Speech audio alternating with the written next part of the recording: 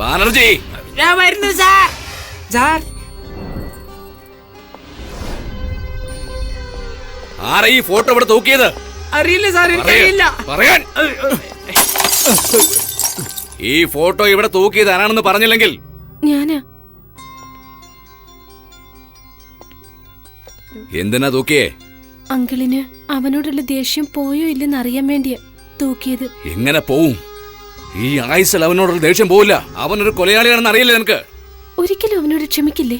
എന്ന് വെച്ചാൽ ഒരുപക്ഷെ മാധവൻ പെട്ടെന്ന് കയറി വന്ന കൊന്നുകളയും. എന്റെ കൈ കൊണ്ട് അവനെ വെടിവെച്ച് കൊന്നുകളയും. എന്താ ഈ വീട്ടിൽ കൊലയ്ക്ക് ഇത്ര പ്രിയം? എടാ, എന്തു ചെയ്യാ ഇവിടെ? കുപ്പിച്ചില് പെറുക്കിയെടുക്കുക. കുട്ടികളുടെ കാലിൽ കൊണ്ടുകയറി ആർക്കൊരാപത്തും വരരുത്. അതെടുത്ത് വേസ്റ്റ് കളയാന്ന്. കറക്റ്റ്. കുപ്പിച്ചില് വേസ്റ്റിലിട്ടിട്ട് ഈ ഫോട്ടോ കത്തിച്ചുകളാ. എന്തിനാടേ അങ്ങനെ ചെയ്തേ? അവനെ അമ്മമ്മ മാധവൻ ആദ്യമായി ഇവനെ കണ്ടപ്പോഴേ എവിടെയോ കണ്ടതുപോലെ തോന്നി. അതെ അതെ, എനിക്ക് പോലും അന്ന് സംശയം തോന്നി. നിങ്ങൾക്ക് എന്നെ വളരെ നന്നായിട്ട് അറിയാമല്ലോ. Sir ദേഷ്യപ്പെടല്ലേ sir? ആദവൻ എന്നെ എന്നും വിളിക്കാറുണ്ട്. ആ ജഡ്ജിക്ക് ആയുസുള്ളത് കൊണ്ട് മിസ്സായിട്ടായിരിക്കും. പക്ഷെ നിനക്ക് അല്പായുസായി പോകും. കുഴപ്പമില്ലല്ലോ സാർ. ആദവനെ പറ്റി സാറിന് അറിയില്ല. അവൻ ഏറ്റെടുത്ത ടാർഗറ്റ് തീർക്കാതെ പിന്മാറില്ല. ഇല്ലില്ല. എന്ന് തീർക്കും. അവൻ ചോദിച്ചത് 10 ദിവസം, അത് ഇതുവരെ തീർന്നില്ലല്ലോ. തീർന്നില്ലല്ലോ. പക്ഷെ ആ ജഡ്ജ് എൻക്വയറി തീർത്തു. ഇനി ഒരു 2 ദിവസത്തിനുള്ളിൽ റിപ്പോർട്ട് സബ്മിറ്റ് ചെയ്താൽ ഞാൻ അകത്താകും. ഇഡിയറ്റ്. സർ ആദവൻ എവിടെയും എപ്പോഴും തന്റെ ലക്ഷ്യത്തിലെത്താൻ ഒരു പ്ലാൻ ഉണ്ടായിരിക്കും.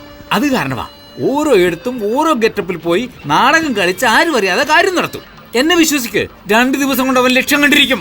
എത്തിയില്ലെങ്കിൽ, അവൻ ചെയ്തില്ലെങ്കിൽ ആ ജഡ്ജിനെ ഞാൻ കൊന്നിരിക്കും. ഇല്ലെങ്കിൽ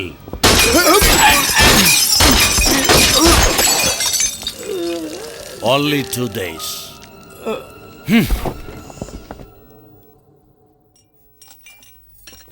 മോനെ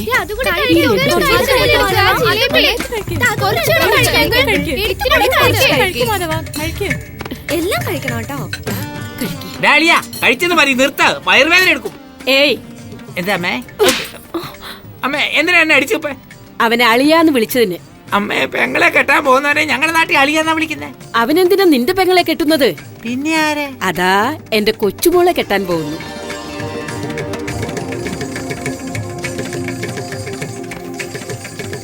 അപ്പൊ എല്ലാം പ്ലാൻ ചെയ്ത് വെച്ചേക്കോ അല്ലേ അമ്മേ?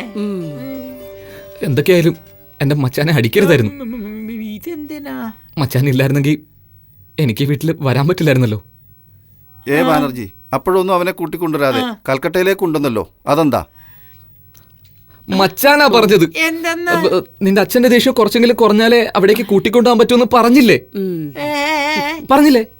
ഇൻഫാക്ട് എന്നെ ഈ കുടുംബമായിട്ട് ചേർത്ത് വെക്കാൻ സ്വന്തമായിട്ട് താഴ്ന്നുകൊണ്ട് ഒരു വേലക്കാരനെ ഇവിടെ വന്ന് ചേർന്നതാ. ഇത്ര വർഷമായിട്ടും ഒന്നും നടന്നില്ലല്ലോ എന്ന് മനസ്സ് വിഷമിപ്പിച്ച് മച്ച ഒരുപാട് സങ്കടപ്പെടുന്നുണ്ട്.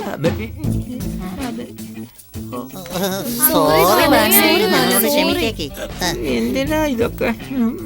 നിങ്ങളൊരു കരുതയാണെന്ന് വിചാരിച്ചു, പക്ഷെ ഇങ്ങനൊരു ബുദ്ധിശാലിയാണെന്ന് വിചാരിച്ചതേ ഇല്ല. ഒരുപാട് നന്ദിയുണ്ട്. അത് ശരി അങ്കിൾ, ഇന്ന് മാത്രം അങ്കിളുടെ മലയാളം വേറെ മാതിരിയുണ്ട്. അതെന്താ? നിങ്ങളുടെ പ്രായത്തിൽ പഠിച്ച മലയാളം ഇങ്ങനെയാ. മറ്റേ ചടക്കി മച്ചാനെ നാട്ടിൽ നിന്ന് പിടിച്ച മലയാളം ഇടയ്ക്ക് വെച്ച് ഇങ്ങനെ ആയിപ്പോയി. Very good. പോകല്ലേ പോകല്ലേ പോകല്ലേ. ഒരു പ്രധാനപ്പെട്ട കാര്യം, ഇവനാണ് മാധവനെന്ന് നമ്മൾ മാത്രം അറിഞ്ഞാ മതി. ആ എളിയ മാനും എന്റെ മോനും മനസ്സിലായാൽ കൊല്ലും ഞങ്ങളെ. കറക്റ്റ്. ആരെയാ? നിന്നെയാടാ. നിന്നെ എല്ലാവരും ബുദ്ധിശാലിന്ന് അറിയാതെ തെറ്റിദ്ധരിച്ചു. അതങ്ങനെ മെയിൻറ്റെയിൻ ചെയ്യും. എന്താ? ശരി സാർ. എച്ചിൽ പ്ലേറ്റ് എല്ലാം വേഗം എടുത്ത് കഴിക്കും. ഇതിപ്പോ തന്നെ എടുത്തോളാം. എന്തൊരാജ്ഞയാ. സാർ, ഇവിടെ എല്ലാവർക്കും അവനോട് വളരെ സ്നേഹമാണ്. ആദവൻ ജഡ്ജിയുടെ മോനാണെന്ന് പറയുന്നു. ഒന്നും മനസ്സിലാകുന്നില്ല സാർ. ഇനിയും 2 ദിവസം സമയമുണ്ട്. ഇല്ലെങ്കിൽ നമ്മൾ തന്നെ കൊല്ലേണ്ടി വരും. ജഡ്ജിനെ മാത്രമല്ല, ആദവനെയും കൂടി. Okay sir. അവൻ ഇനി മുതൽ ഈ വീട്ടിൽ ഒരു ഇൻസ്ട്രുമെന്റ് പോലും വായിക്കാൻ പാടില്ല. ഒരു ഐഡിയ പറ. ഐഡിയ ഉണ്ട്. ഹലോ മിസ്റ്റർ ഇളയമാൻ, ഗിറ്റാറിൽ ബോംബ് വെച്ച് ജഡ്ജിനെ കൊല്ലാൻ ട്രൈ ചെയ്തത് ഞാനാ. സോറി, അനാവശ്യമായി നിങ്ങളെ സംശയിച്ചു. സത്യം പറയും, സ്വന്തം കുടുംബം തന്നെ വിശ്വസിക്കാറ് ഇത് സന്തോഷിക്കുന്നല്ലോ. ഞാനിതിന് കൊടുക്കണം. I am very clever. Good. പക്ഷെ മ്യൂസിക്കിനോടുള്ള ഇഷ്ടം കാരണം ആ പിയാനോയിൽ മാത്രം കൈവെക്കരുത്. എന്താ കാരണം? ഇത്തവണ ബോംബ് ജഡ്ജിന്റെ വീട്ടിലെ പിയാനോയിലാ വെച്ചിരിക്കുന്നത്. വാട്ട്? അതെ, ആ പിയാനോ വായിക്കുന്നത് നിർത്തിയാൽ അത് വായിക്കുന്നവൻ അടുത്ത സെക്കൻഡിൽ പൊട്ടി പീസ് പീസായി ചെതറി ചെതറി ചെതറി പോവും. വായിച്ചോണ്ടിരുന്ന പൊട്ടില്ല, പക്ഷെ എത്ര നേരം വായിച്ചോണ്ടിരിക്കും. അത് ശരിയാ. ഈ സത്യം പുറത്തറിഞ്ഞാൽ അടുത്ത ദിവസം നീ ജീവനോടെ ഉണ്ടാവില്ല. ഞാൻ നേരത്തെ തന്നെ പിയാനോ വായിക്കാൻ തുടങ്ങിപ്പോയി. അപ്പൊ നിന്റെ അന്ത്യം നിന്റെ കയ്യിൽ തന്നെ. നിർത്തടാ, എന്റെ തല പൊട്ടുന്നത് പോലെയുണ്ട്. നിർത്തിയാൽ ഞാൻ തന്നെ പൊട്ടുമല്ലോ. ഇപ്പോഴും പൊട്ടുന്ന പോലെയുണ്ട്. ആ പൊട്ടലല്ല, ഞാൻ കൈയെടുത്തു വെച്ചോ. വേണ്ട, ഞാൻ പറഞ്ഞ ചത്തു. എനിക്ക് വെറും മ്യൂസിക് ഇഷ്ടമല്ല. അറ്റ്ലീസ്റ്റ് പാട്ടും ആട്ടവും വേണം. ആഹാ, പാട്ടും ആട്ടവും ഉണ്ടല്ലോ അമ്മേ. ഒരു നല്ല സ്റ്റേജ് ഷോ കാണണം. ഇപ്പൊ കണ്ട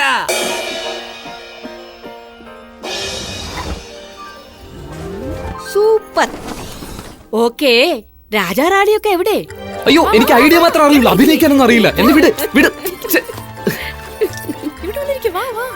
അമ്മയ്ക്ക് എന്തിനാ മേക്കപ്പ്? ചുമ്മാ ഇരുന്ന് ഷോ അല്ല കാണാൻ പോകുന്നേ. ഷോ കണ്ടാലും ഷോയിൽ കാണണോടാ.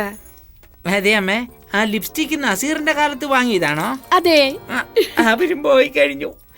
ഇനി ഇപ്പൊ നീ എന്നെ ചെയ്തോണ്ടിരിക്കുക? ഇതാണോ? ഏയ്, എന്താ എന്താ പുച്ഛത്തോട് നോക്കിട്ട് പോന്നേ? എടാ, ഇനി മുതൽ തോക്ക പോകുമ്പോ ഇതൊന്നും പേടിപ്പെടുത്തുന്നില്ല. നീ ഒരിക്കലും ജഡ്ജിയെ വെടിവെച്ച് കൊല്ലുകയില്ല. ആവശ്യമില്ല പേടിച്ച് ഞാനെന്തിനു ചാവണം? ബോറടിച്ച് പോയടാ, പോടാ. ഏയ് മച്ചാ, നീ നോക്കിയിരുന്നു. ഇനിയും ഒരു ദിവസത്തിനുള്ളിൽ ആ ജഡ്ജിനെ കൊന്നില്ലെങ്കിൽ പിന്നെ നീ എന്നെ നീ കൊല്ലുമെന്ന് ഉറപ്പല്ലേ? എന്താ പാല് പിടിക്കാം. അയാൾ ആ റൂമിലുണ്ട്. പോയി നെറ്റിക്കിട്ടൊരു വെടി വെച്ചിട്ട് പാല് വായിലൊഴിച്ചേച്ചു വാ. എല്ലാവരും വന്നതിന് ശേഷം ഞാൻ വരാം. എന്താ എന്നും അവൻ വരട്ടി ഞാൻ പേടിക്കും. ഇന്ന് ഞാൻ വരട്ടിയപ്പോ അവൻ പേടിച്ച് തലകുനിച്ച് പോയല്ലോ. അപ്പൊ ഇന്ന് മുതൽ അവനെ എങ്ങനെ അയ്യോ ഇല്ല, ഇവൻ പേടിച്ചിട്ടില്ല. ഇവന്റെ അറസ്റ്റാ. നമ്മുടെ ഊഹം തെറ്റിപ്പോ.